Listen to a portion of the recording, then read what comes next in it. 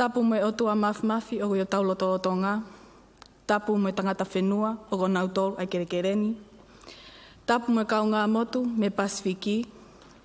Whakatapu mawahe ki sola moa vulangi o tau kaunga whakapaia I Aotearoa. Kai tuku moa ke whakahoko atakurea. Please, turn to the person on your left or right and repeat after me. Maloe lele.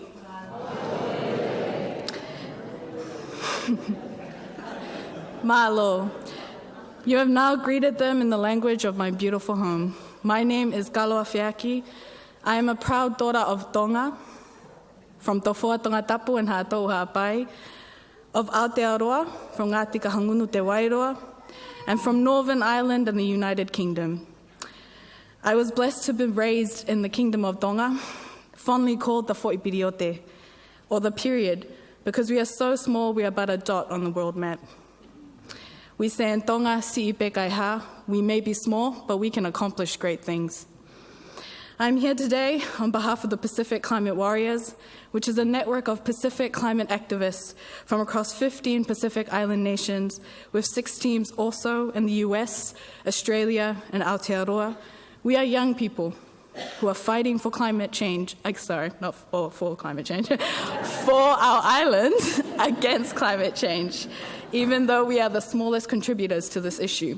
I just want to turn your heads to my beautiful whānau who are sitting over there. Round of applause for them.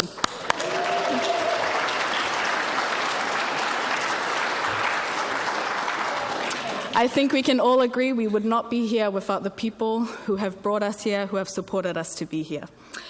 Climate change is an extreme challenge for the Pacific, one that is a lived reality for our people, and one that for me is very personal. Growing up in Tonga, I was surrounded by the beauty of my home, but also the devastation presented by a climate growing more unstable and creating more extreme weather events. In 2018, Gita, a Category 5 cyclone, decimated Tonga. I can still remember the night that it made landfall. I was here in Aotearoa, but my family were all in Tonga. For most of the night, I clung to the phone, speaking with them as the winds grew stronger and louder, terrified of the destruction wreaked by the cyclone. I am grateful that none of my family's lives were lost that night, but our livelihood, our export business, was severely impacted and continues to be. The lack of decisive and bold action in this country and in others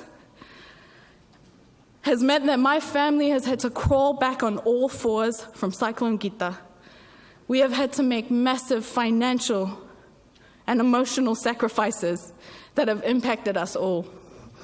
For me, climate change is personal because lives and livelihoods are being destroyed, and countries like Tonga suffer due to the consequences of inaction by some and the complicit silence of so many others. That is why I'm here today, why I joined the Pacific Climate Warriors, and why we cannot afford to be complacent with the incremental progress we've made so far. We need to be ambitious and take the required actions, and it needs to be done now. Today, I will share with you how Pacific young people alongside our communities have continued to lead the solutions to climate change, even if the world continues to forget that. I want to center, right off the bat, that Pacific Island leaders and communities have been at the forefront of climate solutions for decades.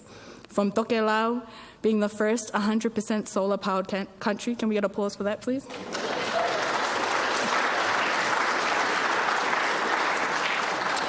To young people from the Marshall Islands who in 2015 kickstarted the 1.5 to Stay Alive campaign, a campaign supported by our elders and which eventually came to be a part of the Paris Agreement.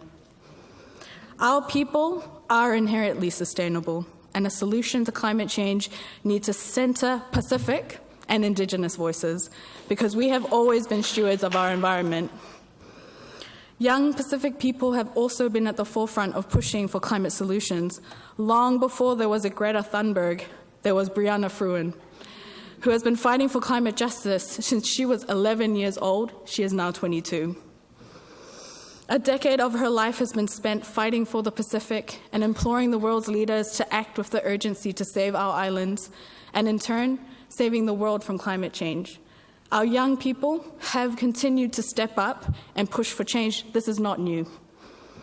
Last year, the Pacific Climate Warriors, alongside School Strike for Climate, marched along Lambton Quay and led 40,000 people to Parliament. Across Aotearoa, over 100,000 people strike for climate, many of which were young people. I vividly recall being on the steps of Parliament and seeing tamariki from a Tokelauan preschool attending the strike. I also recall people asking why kids were wagging school. Didn't they care about their education? Or certain someone saying that young people would grow out of activism.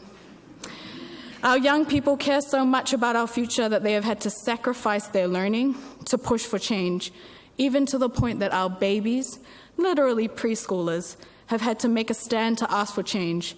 Young people will not grow out of activism. If anything, they are growing into activists out of necessity.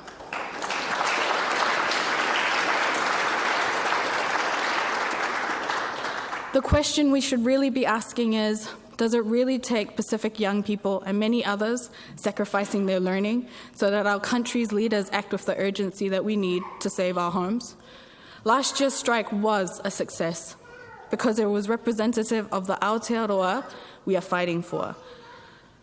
One that is united in the cause to combat climate change and recognizing that for Pacific communities in Aotearoa, it is our families who will be the first to lose our homes if we do not act now. As someone who advocates for equitable education and works with Pacific young people every day, it was both heartwarming to see our young, passionate, proud, and powerful Pacific people show up to fight for what they believe in. But it was also heartbreaking, knowing what it cost our young people and their families to show up and strike, many of whom could have benefited from a day's work to keep food on the table, and the many who had to make the impossible decision between fighting for our islands and a day of learning. A Pacific solution to climate change means that we need to not only start listening and learning from Pacific communities, we must also address the broken systems within our society that continue to inhibit Pacific people from participating fully in spaces such as climate activism, solution development, and decision-making. We can begin by actually valuing Pacific knowledge and experiences rather than just including us in the discussion or at the footnote of your report, included Pacific voices. It speaks volumes that the Climate Change Commission still does not have Pacific representation, despite the explicit recommendation of Pacific climate warriors to seek and include Pacific knowledge and expertise. Climate change is an issue where Pacific voices and experiences should be valued and respected. It is not your home in Karori or the North Shore that is under immediate threat. It is ours, mine, the very home I grew up in, being destroyed right before my eyes. That means listening to us when we say that the principles that underpin a just recovery to COVID-19 must also inform our response to climate change. On top of what I've already shared today, Aotearoa should utilize and invest in significant social development to allow for an urgent and just transition. Ensure labour market planning and economic recovery from COVID-19 includes sustainable education and employment pathways for Pacific communities.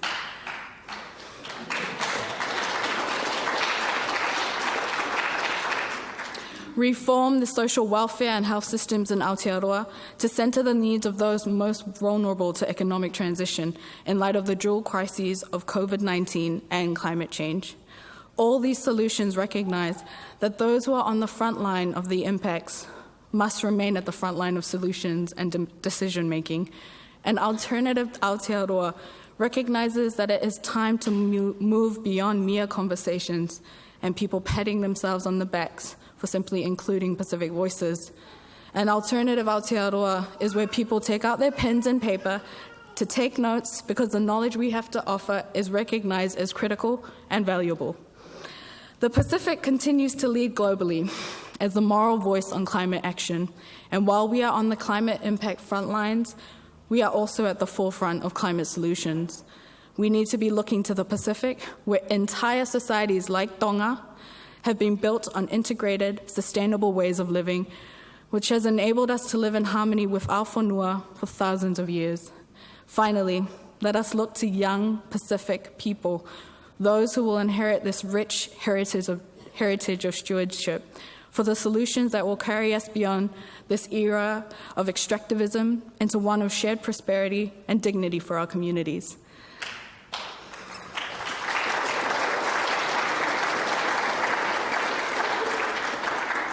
Everyone here today and watching the live stream, I want to remind you to remember the human faces of climate change. See us, partner with us. The decisions we make today will impact us all, but the difference in our experiences is that it will be us on the front lines, my small family business, my community back in Tonga, and all of us in the islands that will either reap the fruits of our decisions today or continue to pay the cost. What will it be? Leve leva malanga tu a whātu.